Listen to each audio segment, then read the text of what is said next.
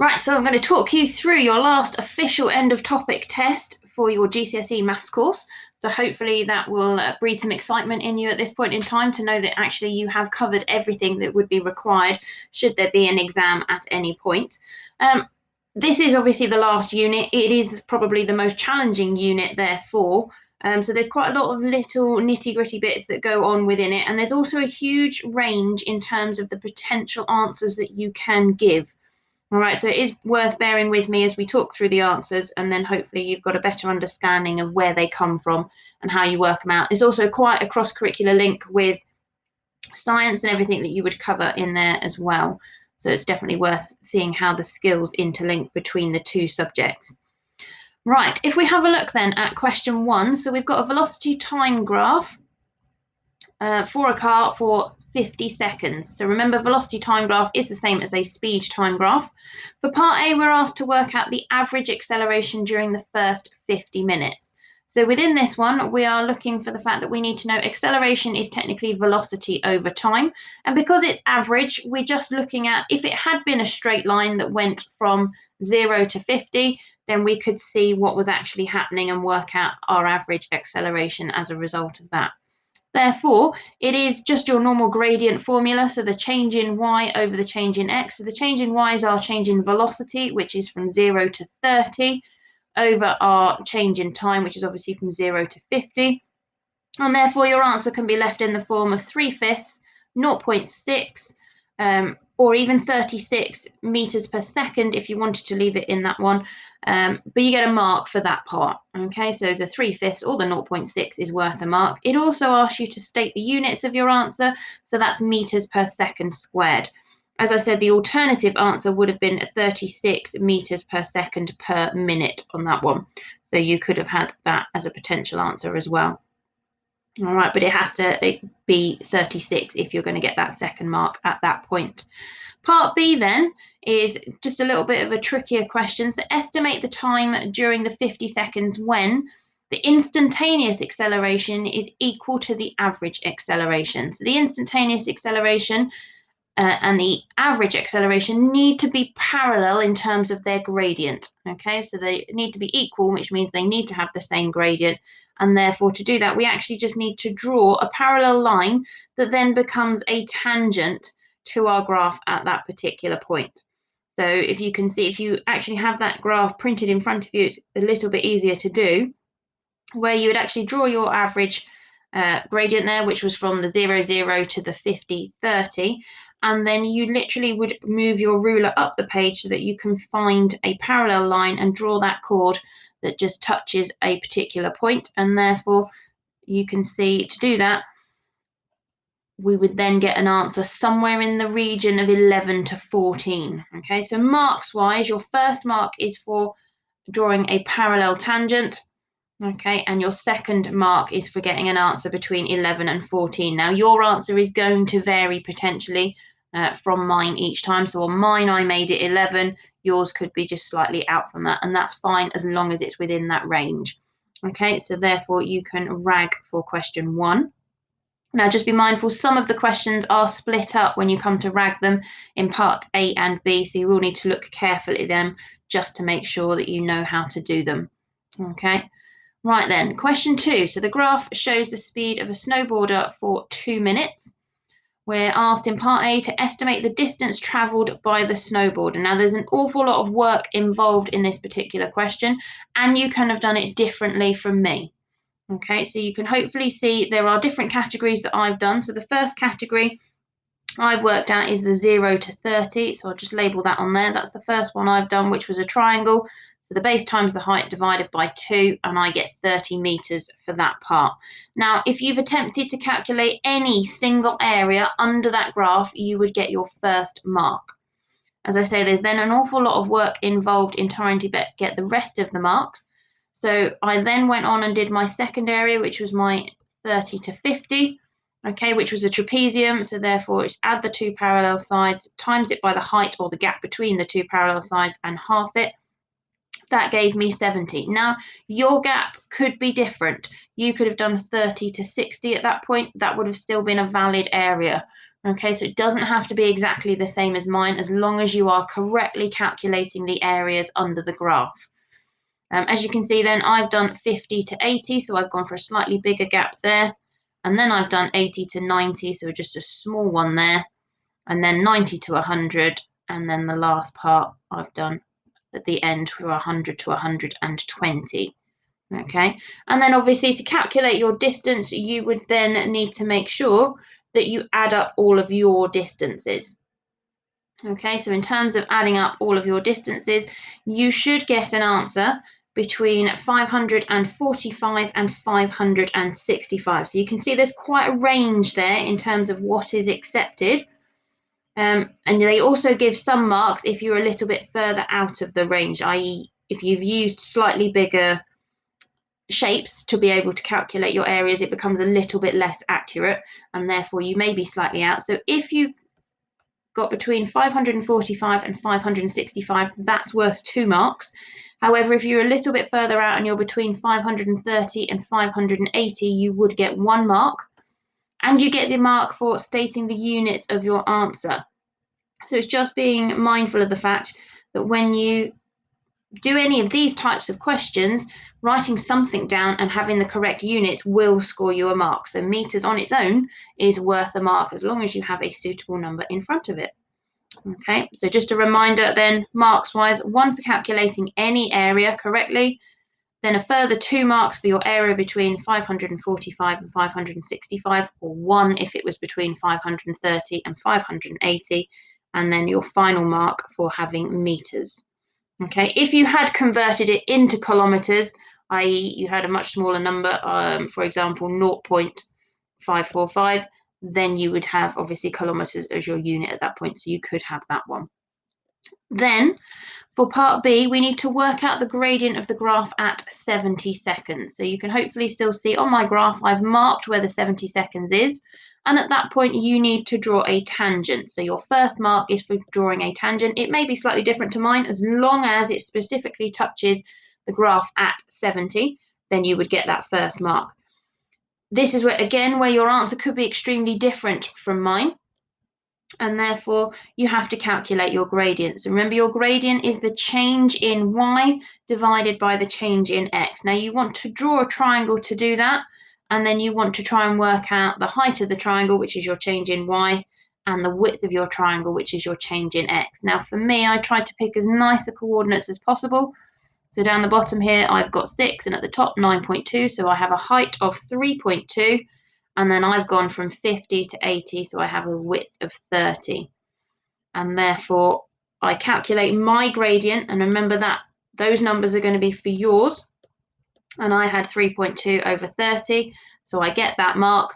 And then the actual answer needs to be somewhere between 0.06 and 0.14 to get the third mark. Okay, so that you do have to be accurate within that region to be able to pick up the third mark, as long as you followed the steps as you've worked through. Okay, so think about your RAG for question 2. We then look at question 3. Question 3 is just slightly easier because they've started to sort of lead you into the right way of working this one out. So we've got a speed time graph showing 20 seconds of a car journey. Harry wants to estimate the distance the car travels in this time. He's going to use a triangle and a trapezium as shown to estimate the area under the graph. So I've split it into the 2 parts. Part A, which is going to be a triangle, so that's a half times 10, which is the width, times 20, which is my height, which gives me 100. So I get a mark for that, either the calculation or the 100 as the answer. And then for my area of part B, I then needed to use the trapezium rule. So therefore, I'm going to add my 2 parallel sides, so the 20 plus the 30, times it by the height, which is the gap between them, which is 10, and then half it, and I get 250. So again, either the calculation or the 250 would get you the mark at that point.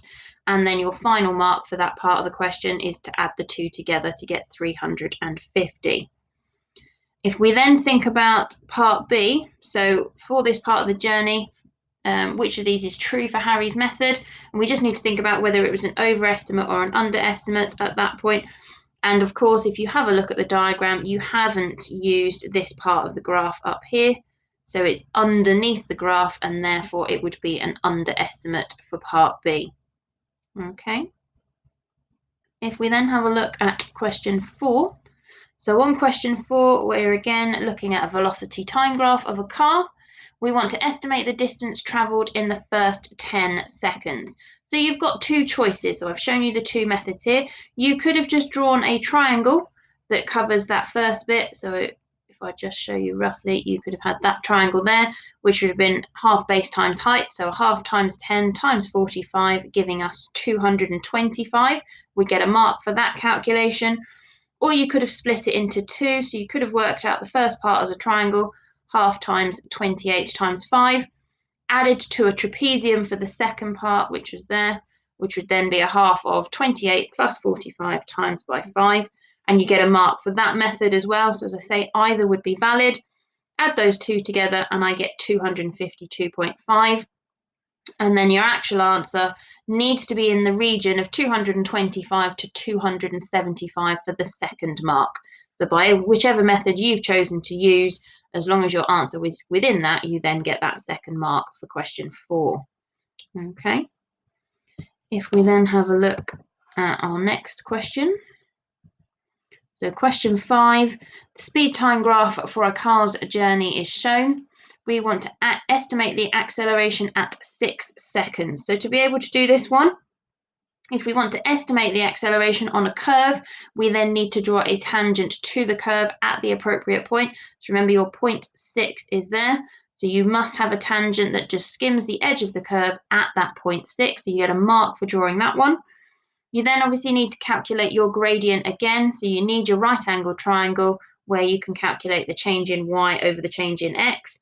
Okay, so that's your velocity there over your time. So either formula is fine for working that one out. And you can see for mine that my speed has gone from 6.4 to 9.6. So it's got a height of 3.2. And then I've gone from 4 to 8 in my time. So therefore 3.2 divided by 4 gives me another mark, which needs to again be correct for your tangent. So your answers don't have to be exactly the same as mine at that point. I then end up with a final answer of 0.8 meters per second squared. And again, it has to be correct for your tangent. So you just need to double check your method is accurate on that one to be able to award the marks. Right, part B, estimate the average speed of the car for the journey, and you must show your working for that one. So again, I've split the diagram up into different areas, and again, you get your first mark for attempting to work out the areas under the straight parts, because they're the easiest. So I've done it kind of backwards. So part A is just a triangle, so a half times 6 times 12 gives me 36, and then part B is a rectangle, so just 4 times 12 on that one. Providing you've got those two correct, you then get your first mark. You then have the curved bit, so again, you need to just split it up into shapes. It doesn't have to be the same size shapes as mine, so you could have done it slightly differently. But as long as you've used either triangles, rectangles, or trapezium to attempt to work out the area under the curve, you would then get a second mark. You then obviously need to work out the total area underneath, i.e. the total distance. So add up all of your areas. Mine came out at 184.4 meters, but again, it's accepted if it's between 168 and 196. So you get a mark, sorry, you don't get a mark quite there just yet, but you're going to need to use that answer. So as long as your answer is within that region and you've divided it by 24, because remember the question wanted you to work out the speed, and that's distance divided by time. So it's your distance within that region divided by the 24, and then whatever your answer is. So remember that mark for that bit there, and a final mark for your correct speed at that point. Okay, and again, it's going to be slightly different from mine potentially at that one. So just make sure that you're happy and understand where that's come from. Okay, and then part C is evaluate your answer to part B. Now again, your method may have been different from mine. For me, when I've drawn the two shapes to work out under the curve, they are slightly underneath the curve. So I'll just scroll up so that you can see there. So again, mine are slightly underneath, and you just need to have a look at how you've done it. So if yours are underneath like this one, then it's going to be an underestimate. If you've drawn something bigger and gone over the top, then it could be an overestimate. it's very unlikely to ever be exact at that point. So providing you can justify your answer and you know where it's come from and the reason for it, then you would get that part C mark. But just think about what you've actually done. I would have said if you have managed to draw on an overestimate, you probably weren't as accurate as you could have been with some of the questions there. So just be very careful with finding your areas if you've made it a little bit too big on that one. If we then have a look at our question 6, so after how many seconds was the acceleration 0? Remember, acceleration is 0 when you have a flat gradient. Okay, the only time the graph is gradient is 0 is at the turning point up here, which is around 6 seconds for me, but they do accept anything between 6 and 6.5 seconds for that mark there. Part B, then work out the distance travelled in the last 15 seconds. So the 25 take away 15 means I'm going to be looking at this area here. It's just one straight trapezium at that point. You can have split it up and done it into several parts if you want to, but there was no need at that one. It was a nice clear trapezium. So therefore it's going to be a half of 22 plus 18 times by 15. So a mark for you calculating your area, and therefore a second mark for a final answer of 300 on that one. Okay, remember again, you could have split it up into more areas as long as you've got an accurate answer on that part. Question 7 then, so a little bit strange this one, just to start thinking about other ways we could use things. So this is the graph showing the speed of a skier. Nick wants to estimate the distance travelled by the skier in 140 seconds. He works out the area of a triangle with the vertices 0, 0 down here, 140, 0 and 99.8. So that triangle that I've drawn. Is it a good method? Well, ideally we would split it into lots of different parts, but in reality, if we have a look at the shaded regions that I've shown you, then these areas kind of cancel each other out, in which case it is probably a reasonable estimate. So your answer is actually yes on this one, so that you can pick up the fact that it's yes. And you've just got to justify that roughly the overestimate and underestimated areas would cancel each other out or would be equal to each other. That can be shown on the diagram. Okay, and it probably is a good idea to show it on the diagram because they award a mark for it at that point. So again, a mark for justifying the reason and some evidence as to where that's come from. Okay, if you think you're kind of in the middle and not quite clear enough, then you can award 1 out of the 2 marks. Part B is to use Nick's method then to work out and estimate the distance. So that's an easy, use the area of a triangle formula to work out the answer. So it's a half times 140 times 9.8, and 686 would give you the mark for that one. So just a straightforward, actually really easy question, hidden in the middle of quite a complicated question on that one, just to pick up the 1 mark. We then have our next question, which is talking about Helen. So she's going to use a different method. She has to be awkward by the judging of this question. She starts by estimating how many of the smallest squares are in the region between the graph and the horizontal axes, i.e. under the curve. Her estimate is there are 1,550 squares, and we need to use Helen's estimate to calculate the distance. Well, if you look at the scale on the graph, one very small square has a width of 2 and a height of 0.2. So therefore the area of that little square is 0.4. So you get a mark at that point. Then we know that she's saying there are 1,550 of those squares, so times it by the 0.4, and you get 620 as your final answer. Okay, so your 2 marks on that one. As I said, your RAG is split into slightly different ones here. So you have got parts 2A, 2B, 5A, 5B, 5C. So just make sure that you are filling that in accurately for me on the Google form, and then I will assign you either target 1, target 2, or an extension task to have a look at. But as I say, well done. That is your last official end of topic test for everything that you needed to cover in GCSE, and I would say that pretty much all of the questions in this region are in the grade 8 to 9 category, so they are quite challenging.